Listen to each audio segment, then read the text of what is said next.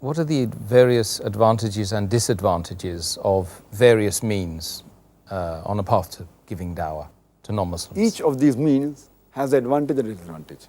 For example, as far as the retention is concerned, today scientific research tells us that when a person reads something, a common human being, he retains 10% of what he has read.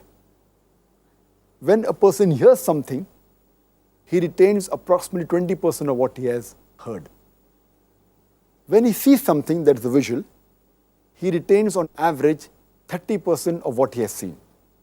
And if he hears and sees together, that is a video, audio-visual together, videotape or a CD, video CD, on average a human being retains 50%. So in terms of retention, the maximum power is the video, audio-video together. Then is only visual, then comes hearing, and the last is only reading. As far as the advantage and disadvantage is concerned, the print media, though the retention is 10%, it is portable. You can carry in the train, carry in the bus, carry in your car, you can carry it anywhere. It's easy for transportation. But at a time, only one person reads it. Or sometimes someone is peeping, maybe one or two, that's it, 3. But the reach per thing is limited, 1 at a time, 2 at a time, maximum. But it's portable, you can carry it anywhere. And it is important, will always remain important. The next is the audio media, in which the portability is less as compared to the print media, as compared to the book or the pamphlet. But yet you have Walkman that can be taken, you can hear it in the cassette, in the car, in the Walkman.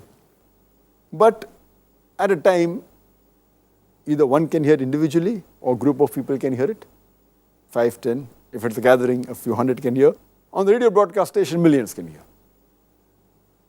As far as the video media is concerned, again, it's less portable as compared to audio. There are Discman that have come out. There are small television screens in the car, in the buses, in the planes. In terms of portability, it is less. But in terms of reach, it is much higher. It can reach cable TV, satellite channel, millions. And last is the internet. Internet, again, individual person has to go on that site. That too, you require an internet connection, you require a computer. It has its own limitation. But many people can access your site. It's easy for anyone to open a website. You don't require any money. It's very cheap. Open it, person can have a website. So you can spread information very easily. It has advantage and disadvantage. Any person who wants to slander or speak false thing easily can do it. Otherwise, print media, to print a book requires money.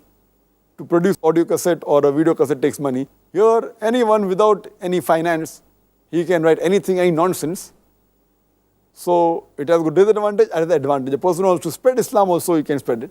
So you have to make the right choice between the two. So these are the various advantages and disadvantages of the media.